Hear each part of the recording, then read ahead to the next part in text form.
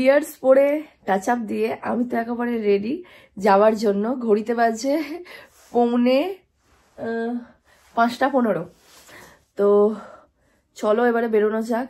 আর আরেকটা কথা হচ্ছে, চলো তোমাদের একটা নতুন জিনিস আমি দেখাই। সেটা হচ্ছে আমাদের নিউ মেম্বার আমার SMK হেলমেট, যেটা এখনো পর্যন্ত স্টিকারটা রিমুভও করা হয়নি। আর সব থেকে বড় কথা হচ্ছে এটা আমার ভাই আমাকে গিফট করেছে। প্রত্যেকবারে আমি একটা হাফ হেলমেট পরে যাই, কিন্তু ও খালি বলে যে ফুল হেলমেট পরবি, ফুল হেলমেট পরবি। কেমন লাগলো হেলমেটটা অবশ্যই কিন্তু কমেন্টে জানাবে। যে আজকে আমাদের সাথে এক্সপ্লোরার সুমন আমার ভাই আজকে আর নেই, ওর অফিসের ছুটি পাইনি, তো আজকে আর যেতে পারিনি। তো আমরা তিনজনই আজকে রাইডটা কমপ্লিট করবো। তো হলো বেশি কথা না বলে চটপট দেখা হচ্ছে একেবারে রোডে। আমরা আসছি। তো বন্ধুরা, ঘড়িতে বাজে এখন 6:23, দিনের আলো ফুটে গেছে, লেট তো করেই ফেলেছি। আর এই মুহূর্তে আমরা আছি ঠিক তারাতলার কাছে। ঘড়িতে বাজে 6:34, আর ঠিক 6 মাস পরে আমরা আবার তিনজন বেরিয়েছি রাইডে। টাইটেল আর থাম্বনেল দেখে তো তোমরা দেখতেই পাচ্ছ আমরা কোথায় যাচ্ছি। তো এত এক্সাইটমেন্ট কি আর বলবো। সবে কিছুদিন আগে আমরা পুজোর আগে পুরী ঘুরে এসেছি। তার ব্লগটা দেখার জন্য প্লিজ আমার লাস্ট ভিডিওগুলো দেখো। আর এইরকম নিত্য নতুন ব্লগ দেখার জন্য কিন্তু অবশ্যই আমার চ্যানেলটা সাবস্ক্রাইব করতে হবে। এক্সপেডিশন উইথ অরিলিনা, এই বিদ্যাসাগর সেতু। লাস্টবার যখন গিয়েছিলাম তার মানে রাইডে, তখন বিদ্যাসাগর সেতুর ওপরে এই যে ব্যারিকেডগুলো দেখতে পাচ্ছেন, তখন আরও বেশি ব্যারিকেড দেওয়া ছিল, একটা সাইড প্রায় বন্ধ। এখন তো তবু আরামসে যাওয়া যাচ্ছে। আজকে কিন্তু রানা আমাদের সাথে নেই, আমরা তিনজনেই রাইড করছি, খুব সাবধানে রাইড করছি। এর আগেও আমরা তিনজনে রাইড করেছি, এমনটা নয় যে আমরা তিনজনে যাইনি কোথাও। খুব সাবধানে রাইড করব। তো বন্ধুরা, আমরা এখন ধরে নিয়েছি NH-16, যেটা কোলাঘাট হয়ে যাব। ঠিক আছে, সেই একই রাস্তা, দীঘা যাও, ঝাড়খণ্ড যাও, কেওনঝড় যাও, সব একই রাস্তা। ঘড়িতে বাজে এখন 7:37, আর আমরা পৌঁছে গেছি বাগনান। এখনো পর্যন্ত একটাও স্টপ দিইনি। ঠিক করেছি ডাইরেক্ট ডেবরাতে গিয়ে স্টপ দেবো। আর আমরা আছি এখন টুয়ার্ডস খড়গপুর। ঠান্ডা আছে ভালোই।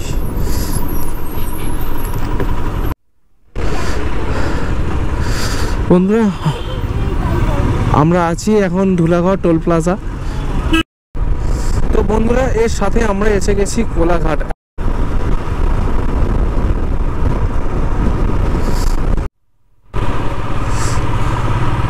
তো অবশেষে এসে পৌঁছেছি আমরা ডেবরা টোল প্লাজা। ক্রস করে গেলাম ডেবরা টোল প্লাজা। ভিউ দেখো বন্ধুরা, ভিউ দেখো। তো এই মুহূর্তে আমরা আছি খেমাশুলি জঙ্গলের কাছাকাছি। আর খেমাশুলি জঙ্গল রেঞ্জ শুরু হয়ে গেছে। গোপ্রোটা খুব সমস্যা করছে, সেই জন্যে অনেক ভিডিও আমি ক্যাপচারই করতে পারিনি। তার সঙ্গে আরও একটা সমস্যা হচ্ছে, আমার যে মোবাইল মাউন্ট আছে হিমালয়ানের, চার্জিংও হচ্ছে না। জানি না কেন চার্জিং হচ্ছে না। বোবো চার্জার হোল্ডার লাগানো আছে, তার সত্ত্বেও কিন্তু চার্জিং হচ্ছে না। গোপ্রো হিরো 10 ইউজ করি আমি। 3টে ব্যাটারি বান্ডেল প্যাকের সঙ্গে পেয়েছিলাম। দুটো ব্যাটারি নর্মাল এবং আর একটা battery endurance for extreme climate battery. তো ঠান্ডা তো কোথায় আর কি ঠান্ডা, 21 ডিগ্রি সেলসিয়াস আছে। এর থেকেও বেশি ঠান্ডাতে গোপ্রো ব্যবহার করা হয়েছে, তখন কোনো সমস্যা হয়নি। জানি না কেন কি হচ্ছে। এন্ডুরেন্স ব্যাটারিটা লাগালাম, এক্সট্রা যে হাই টেম্পারেচার হাই ক্লাইমেট যেটা ব্যাটারি বলে, হাই পারফরমেন্স ব্যাটারি, ওটা লাগিয়েছি। দেখি ওটা চলে কি। সমস্যাটা কি হচ্ছে, 70% 70% ব্যাটারি আছে, তার সত্ত্বেও দেখা যাচ্ছে যে লো ব্যাটারি, জাস্ট বলেই টার্ন অফ হয়ে যাচ্ছে। এত সুন্দর ওয়েদার এবং তার সঙ্গে এত মনোরম পরিবেশ, ভিডিও রেকর্ডিং না করে থাকা যাচ্ছে না। কিছু করার নেই। এখনও পর্যন্ত দাঁড়িয়ে কোথাও ব্রেকফাস্ট করা হয়নি, কারণ জানাতে চাইছি না একা আছি। তাড়াতাড়ি, যতটা তাড়াতাড়ি সম্ভব কিন্তু আমরা এগিয়ে যাচ্ছি, আমরা টাইম ওয়েস্ট করতে চাই না।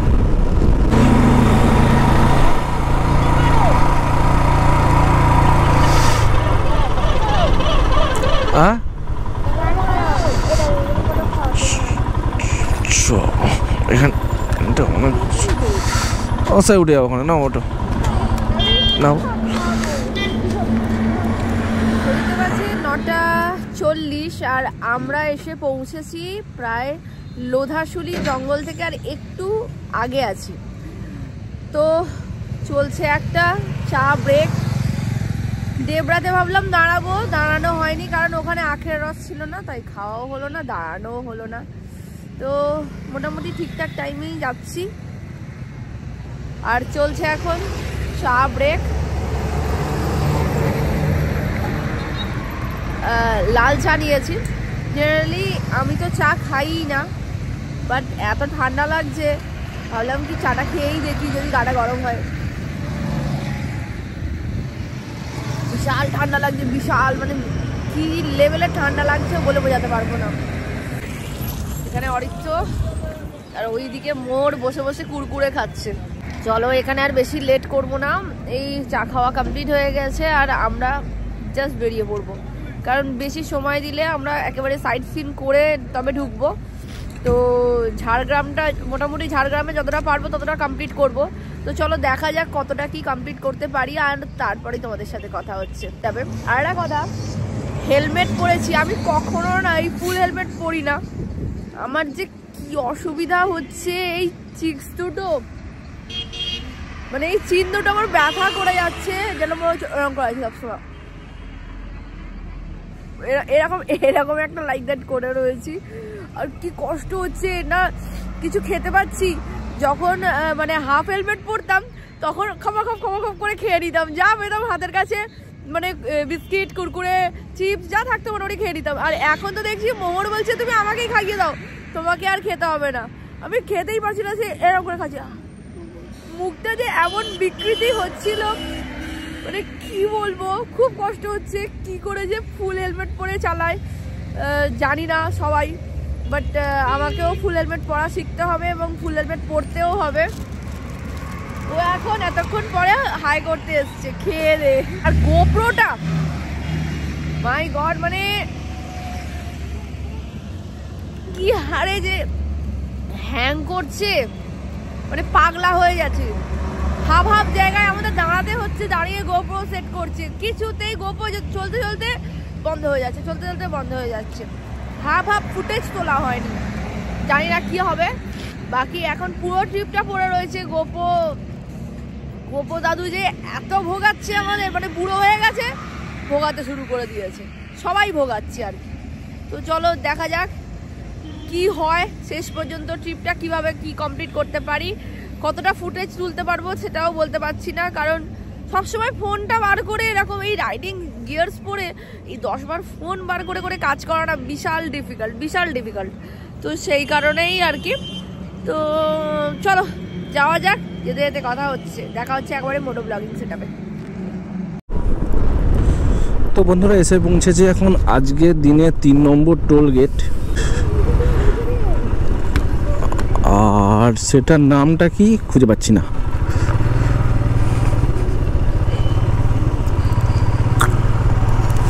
কি নাম গো এটার? নামহীন। এইখান থেকেই কিন্তু আমরা ঝাড়গ্রাম এন্ট্রি করলাম। নামটা কিছু খুঁজে পেলাম না, এইটা থেকে কিন্তু আমরা ঝাড়গ্রাম এন্ট্রি করে গেলাম।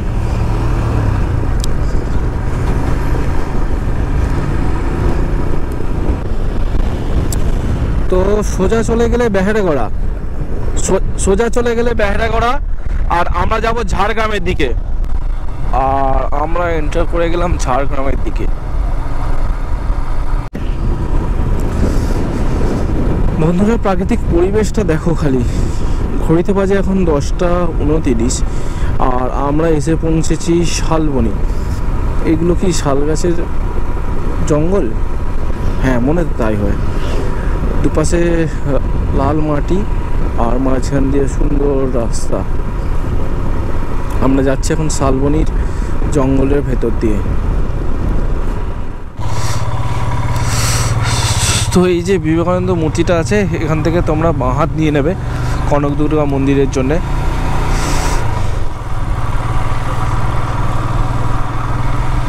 আর এখান থেকে আমরা বেরিয়ে এসে সোজা যাব ঝাড়গ্রামের উদ্দেশ্যে। এই মুহূর্তে এসে পৌঁছেছি কনক দুর্গা মন্দির টেম্পেলের যে গেট, সেই গেটে। চলো ভেতরে যাই, দেখি কেমন আছে। এটা হচ্ছে কনক অরণ্য।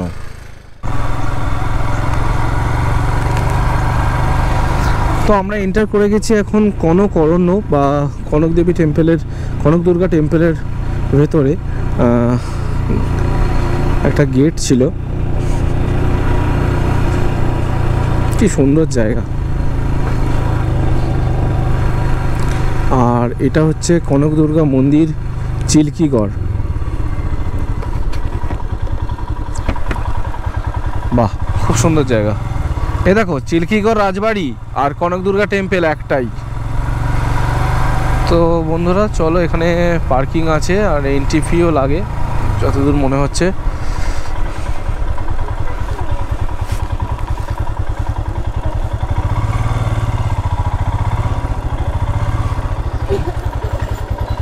দাদা পার্কিং ভেতরে?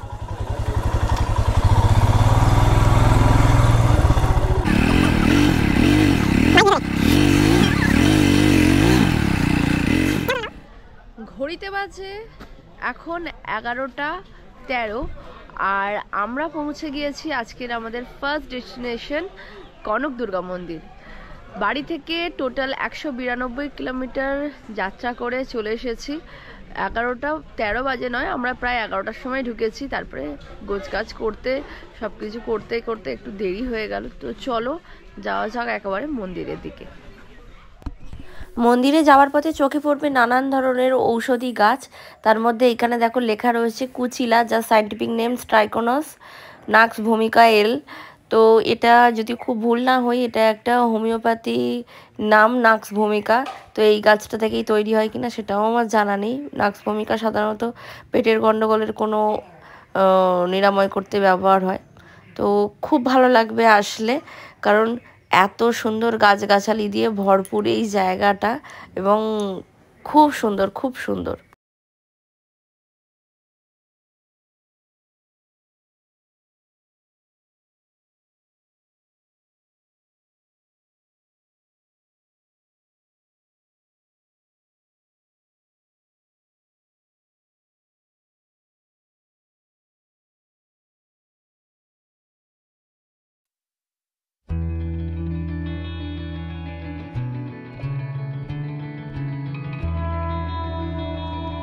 এখানে না প্রচুর বাঁদর রয়েছে, হনুমান রয়েছে, দেখো কত বুটকে বুটকে হনুমান।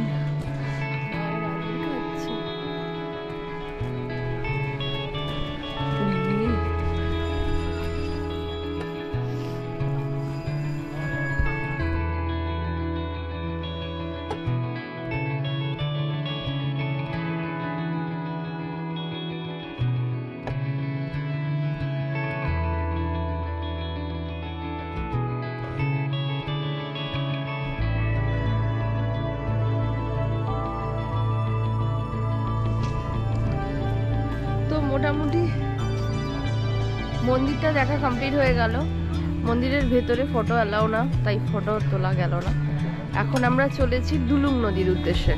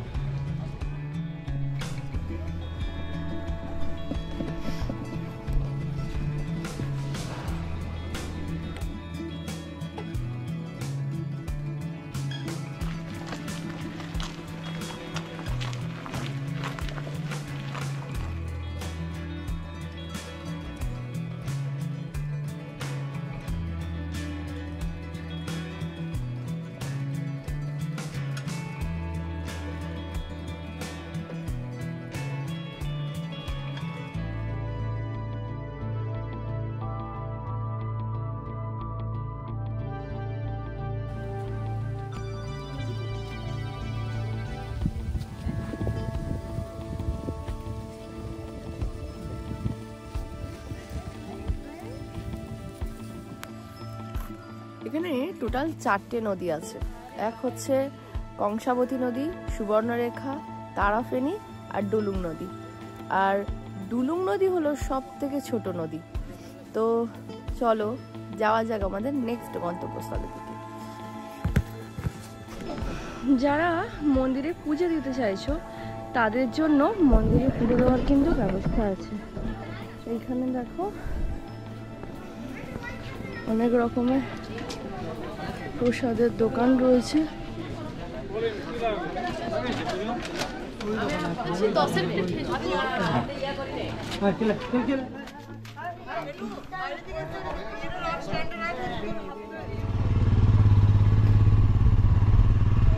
পার্কিং থেকে চিল্কিগড় রাজবাড়ির দূরত্ব মোটামুটি 700 মিটারের মতো দেখাচ্ছে অ্যাজ ফর গুগল ম্যাপ। তো চলো যাওয়া যাক। যাওয়ার পথে দেবকাঞ্চন, কৃষ্ণচূড়া, রাধাচূড়া গাছের সমন্বয়ে মানে এত সুন্দর একটা মায়াবী পরিবেশ সৃষ্টি হয়েছে যে কি বলবো, এত ভালো লাগছে। এটা কিন্তু পুরোটা ডুবে যায়, পুরোটা।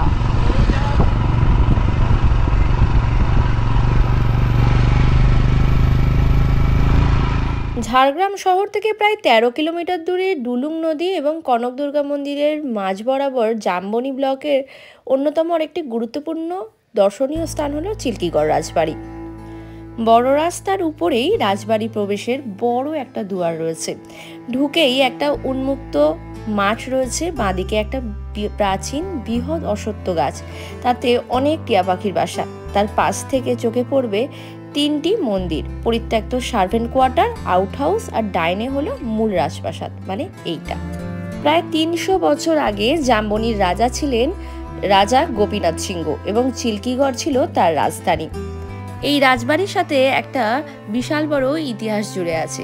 ঐতিহাসিক চুয়ার বিদ্রোহ চলাকালীন রাজা জগন্নাথ সিংহ এবং এই চিল্কিগড় রাজবাড়ি থেকেই কিন্তু 1769 সালে ধল বিদ্রোহ ঘোষণা করেছিলেন। কিন্তু দুঃখের কথা এই যে ইস্ট ইন্ডিয়া কোম্পানি কড়া হাতে এই বিদ্রোহ দমন করেছিলেন। তবে এই মুহূর্তে কিন্তু রাজবাড়ির ভিতরে প্রবেশ কিন্তু নিষিদ্ধ। নিচে একটা সরকারি কোনো অফিস ভাড়া দেওয়া রয়েছে, আমরা বাইরে থেকে দেখেই চলে আসছি। মহিষাদল রাজবাড়ির যেমন নিচের তলাটা ফাঁকা ছিল, মানে ওখানে গিয়ে ট্যুরিস্ট এন্ট্রি ছিল, এখানে কিন্তু তা নেই। মহিষাদল রাজবাড়ির কথা বলতে গিয়ে মনে পড়ে গেল, যারা এখনো পর্যন্ত মহিষাদল রাজবাড়ির ভিডিও দেখুনি, দেখো উপরে রাই বাটনের লিঙ্ক আসছে, ক্লিক করো আর দেখতে পেয়ে যাবে খুব সুন্দর মহিষাদল রাজবাড়ির ভিডিও। তো চলো এখানে আর বেশি সময় নষ্ট করব না, এখন আমরা রওনা দেব বেলপাহাড়ির উদ্দেশ্যে। তাহলে চলো যাওয়া যাক।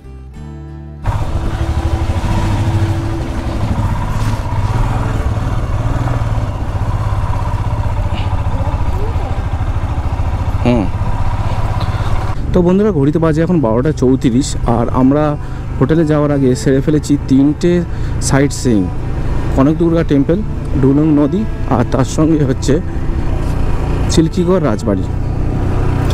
তো সেগুলো তো তোমরা সবই দেখলে। এবারে তোমাদের দেখাবো আমরা ঝাড়গ্রামে এসে কোন গেস্ট হাউসে উঠছি। চলো সেটাই দেখাই তোমাদের।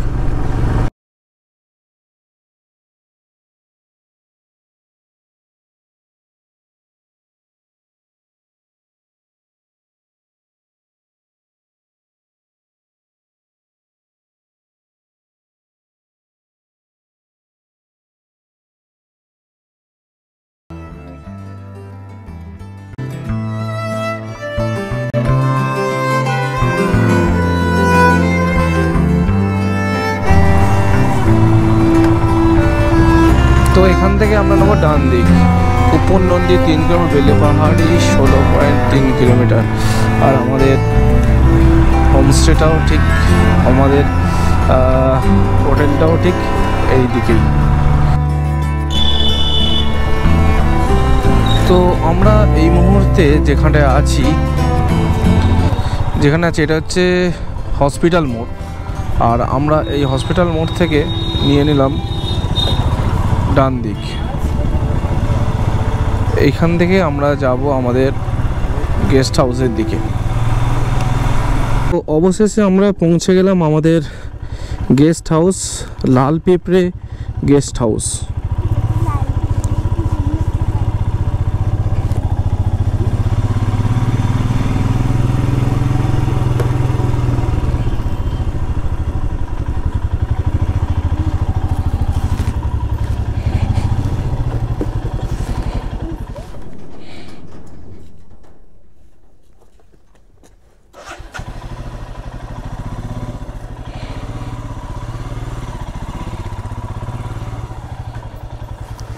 কোথায় রাখবো? মাটির উপর রাখো।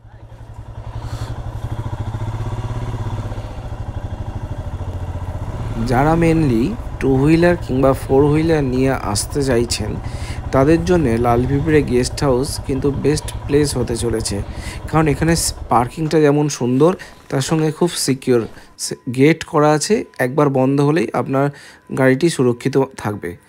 তাহলে এক নজরে দেখে নিন লালপিঁপড়ে গেস্ট হাউসের টোটাল ভিউটা। তো ফাইনালি এসে পৌঁছেছি আমাদের গেস্ট হাউস, লালপিঁপড়ে গেস্ট হাউস। তো চলুন ভিতরে যাই, গিয়ে তারপর কথা বলছি। তো এই হচ্ছে আমাদের গেস্ট হাউস, এখানে রয়েছে আমাদের গাড়িটা,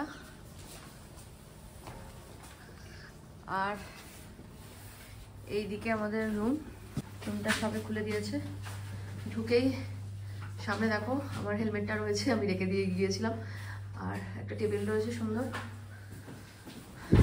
মানে সুন্দর বিছানা রয়েছে, এখানে একটা মিরর রয়েছে, ফ্যান রয়েছে, এখানে একটা ছোট্ট বেসিন রয়েছে, সাথে মিরর, এখানে একটা ছোট্ট জানালা রয়েছে।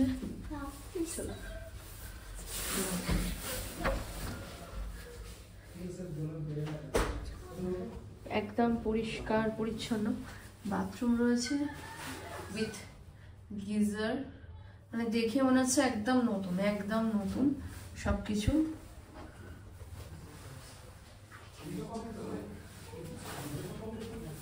একদম এসে পড়েছি আর ফ্রেশও হয়ে গিয়েছি, কিন্তু তোমরা তো আজ দেখতেই পেলে না, আমরা 1:30টার মধ্যে ঢুকে গেলাম কিন্তু সারাদিন কিছু খাইনি বলা ভুল হবে। ওই তখন একটু লিকার চা খেয়েছিলাম, আর ওই মোহর একটু কুরকুরে, একটু চিপস, তারপরে আর কি ছিল, ও ডায়েট চিড়ে একটা ছিল, তো সেইগুলো খেয়েই মোটামুটি হয়ে গিয়েছিল, আর কিছু খাইনি, আর বিস্কিট খেয়েছিলাম। কিন্তু অ্যাজ ইউজুয়াল আমি কিন্তু বাড়ি থেকে টিফিন নিয়ে এসেছিলাম, সেটা এখনো খাওয়া হয়নি। তো ভাবলাম যে চলো, এই শীতকালের বেলা কেউই আমরা ভাত খেতে খুব একটা অভ্যস্ত নই, ভালোও লাগে না, তো টিফিনটা যেটা নিয়ে এসেছি সেটাই তাহলে খাওয়া যাক। চলো আজকে দেখে নাও আমাদের ব্রেকফাস্ট কাম লাঞ্চে কি কি আছে। রয়েছে কড়াইশুঁটির কচুরি, আর রয়েছে কাশ্মীরি আলুর দম, যেটা কাজু পোস্ত টক দই দিয়ে বানিয়েছি, দুর্দান্ত খেতে হয়েছে। কেমন লাগছে? হ্যাঁ দারুণ, সত্যি দারুণ খেতে হয়েছে। তোমাদেরকে তো চাখাতে পারছি না, তো যদি একবার রাইডে আসো তাহলে আমাদের সাথে, তাহলে নিশ্চয়ই এমন সুন্দর আমার হাতের রান্না তোমরা খেতে পারবে। তো চলো, মোহর তো খাওয়া স্টার্ট করে দিয়েছে, আমরাও খাওয়া দাওয়া কমপ্লিট করে নিই, তারপরে একটু রেস্ট নেবো, মানে একটু ঘুমিয়ে নেবো, তারপরে যাবো, উঠবো, তারপরে কি কি করবো তোমাদের সাথে দেখা হচ্ছে।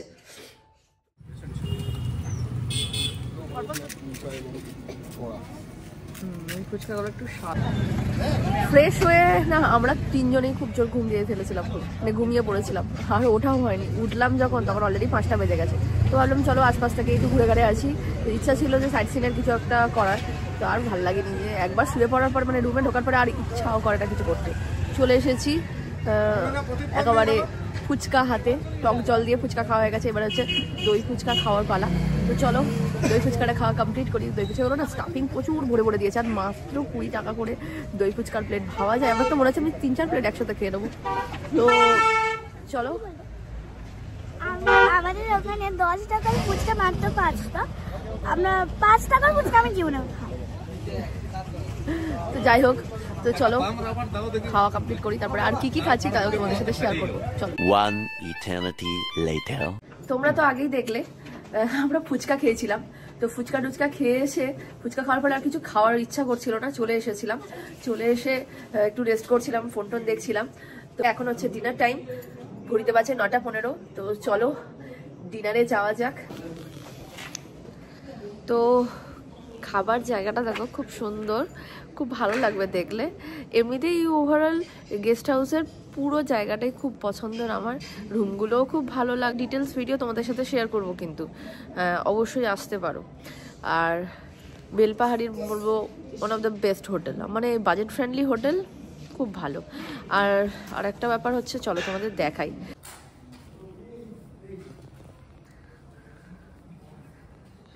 এখানটা এমন সুন্দর করে গাছগাছালি দিয়ে সাজানো, সামনে বেসিনও রয়েছে।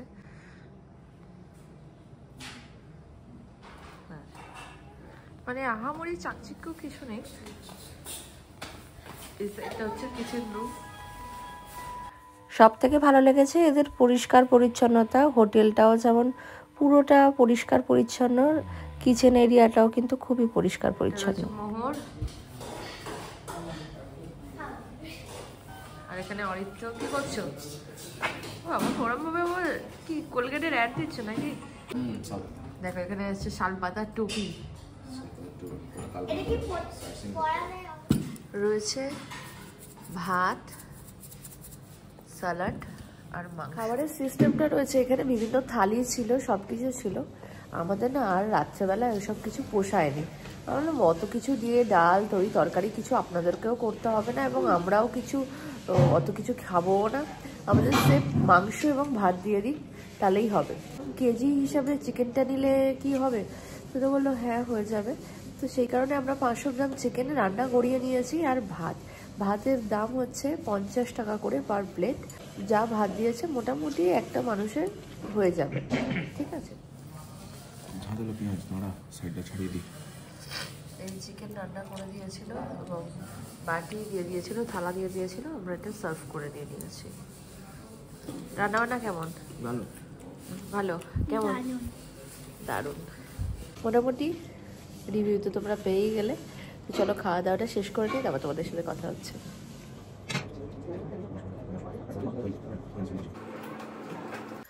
খাওয়া দাওয়া হয়ে গেছে, আর এত ঠান্ডা না, মানে কি বলবো, ওখানে আর দ্বিতীয়বার আর ভিডিও করিনি। তো একেবারে শেষ পর্যায়ে আজকের পর্ব এখানেই শেষ করছি। আর ভিডিওটা কেমন লাগলো জানাতে কিন্তু ভুলবে না। ভালো লাগলে অবশ্যই ভিডিওটাকে লাইক করো, শেয়ার করো, আর এই ধরনের নিত্য নতুন ভিডিওর জন্য অবশ্যই কিন্তু আমাদের চ্যানেলটা সাবস্ক্রাইব করো। আজকের মতো এখানেই শেষ করছি। দেখা হচ্ছে কালকে নতুন এপিসোড নিয়ে। আর দুর্দান্ত লেভেলের একটা ব্লগ আসছে। ততক্ষণের জন্য tata, good night, love you all.